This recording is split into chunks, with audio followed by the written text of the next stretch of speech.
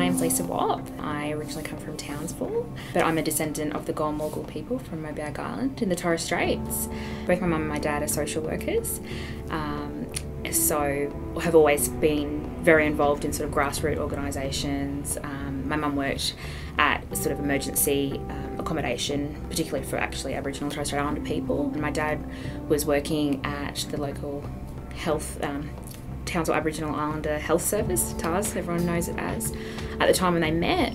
So they both had a big interest, I guess, in social equity, and that was instilled in us girls from a really young age. I guess study was always really important in our family, particularly, you know, my mum's very strong on it's a privilege to be able to study, but it doesn't mean that you don't have the right not to do well. That was sort of the way things went in our house. So when I moved down from Townsville to Brisbane to study at QT, studying was just such a different experience. You know, I remember walking into my first chemistry class and there were 500 people in the lecture theatre, 3 stories of, you know, tiered seating, and I just felt really out of place.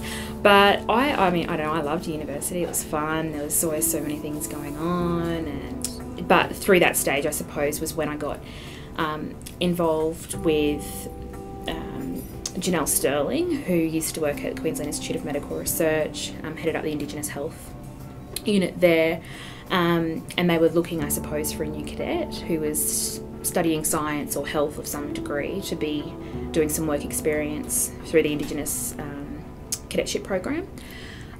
So I was lucky enough to then be awarded a cadetship in my first year, and I think that was really a big turning point in terms of being able to stick through the degree. So basically, while I was studying, I would get, you know, my weekly allowance, which was nice to be able to pay rent, and they also provide funds so you can buy textbooks and those sorts of things.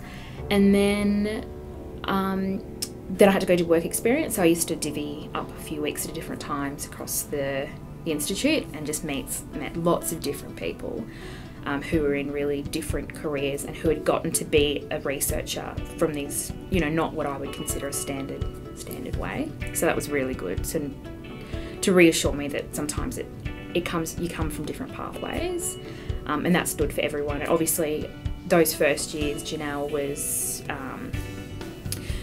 she was a really good support for me, a really good sort of campaigner, I guess, for me, yeah. As you get older, you start realising where you really want your life to focus or what you want your purpose to be, and I think that can be quite scary because you realise it's actually not what you thought it was going to be. So I always thought that maybe I'd do medicine, but then I don't really like talking to people that much, so I guess doing epidemiology is probably a better fit. And I guess too, as I got older, I started really definitely from my first couple of years of my undergrad, I think I was probably quite naive in terms of the health of Aboriginal and Torres Strait Islander people. And as I got older, it was like just rediscovering that was almost devastating. I can remember ringing mum and just being like, it's just unfair. Like, I don't understand. Why can't I just change it, you know? And then I realised people have to change it. So I guess it's a certain, not a bad responsibility, it's a privilege to be able to work in this sort of field, but I think being 20, 21 and having to deal with that is pretty hard. So about halfway through, I think it was, Janelle moved on and Gal Garvey joined, and at that time I was really involved in working on Group A Strait, a few levels up from where Gail was sitting, and yeah, I think I just started getting more interested in why Group A Strep affected so many Indigenous communities. They were getting samples in from the Northern Territory, and I think at that point I was a little bit older and started to not necessarily want to know more about the people or why people were so getting it so much, I guess. And I kind of didn't know what that meant, what the word of that meant. And I had a good chat to Gail, who said, why don't you come down and do a week's, work experience, whatever, in the Indigenous Health Unit, see what they were doing, and kind of introduced me to this whole world of epidemiology. And I'd say from that point on, Gail's probably been the biggest mentor in terms of career for me. She really has paved the path that I've taken, and done that purely just by opening lots of doors and taking me along to meetings and making me do things at the time I didn't really want to do, but in the end knew I would like. So at the time they were working on a project up in the Torres Strait, so obviously that was really interesting for me, and it was great. Got my dad on board and he did all the translation into Creole for their study results, and yeah, it was just a really good experience, and I started really realising my mind worked well in terms of looking at populations and this whole field of epidemiology. So in the end of 2010, Lowitja funded a roundtable to look at the priorities for cancer research for Aboriginal and Torres Strait Islander people.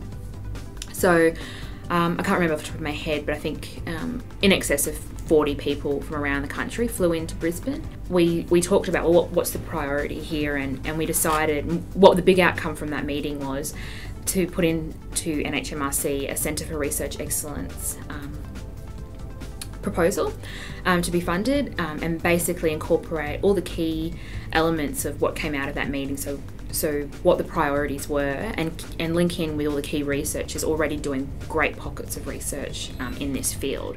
So I guess being at QIMR and having people like Janelle, and then of course Gail, they've gone before you, so you know that it's actually possible. I think that ticks the first box, is going, hang on, am I just doing this blindly?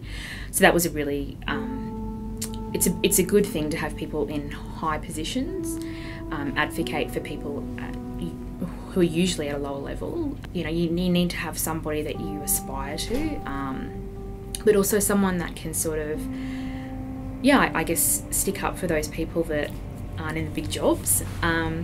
So yeah, and especially at Menzies, we have like a whole team of Aboriginal staff, Torres Strait Islander staff, and the change that makes to coming to work every day is really good, because it doesn't feel like you just are getting overwhelmed by the problem, I think, which, I mean, that's universal. Most people who work in Aboriginal and Torres Strait Islander health often feel that sort of overwhelming sense, but it's also so rewarding and it's so fun. You know, I really believe in population health and providing that at a population level, you know, good health and good equity, rather than it being I mean, obviously it's important at an individual level, but I think the biggest difference comes from implementing things from a population point of view.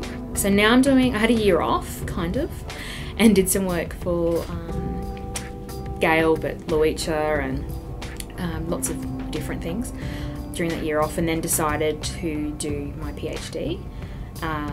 So I'm looking at the effectiveness of cervical screening for Aboriginal and Torres Strait Islander people through a data linkage approach. So linking pap test registry data with cancer registry data and hospital client data to be able to see just, I guess, the things that are already reported on for Australian women, but not specifically for Aboriginal and Torres Strait Islander women. So the big thing is that we know that Indigenous women in Australia have incidence rates 2.7 times higher, and 5.2 times higher mortality rate for cervical cancer, which is one of the most preventable cancers we know of. And at the moment, we don't know how to we don't know why some of those things are. We don't know how to measure participation in pap test screening, which has seen so much reduction for other Australian women because pathology forms don't record Indigenous status. So that's why that data linkage approach is necessary.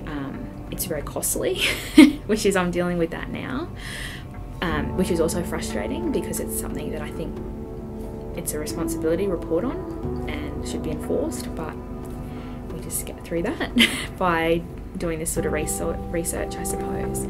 So yeah.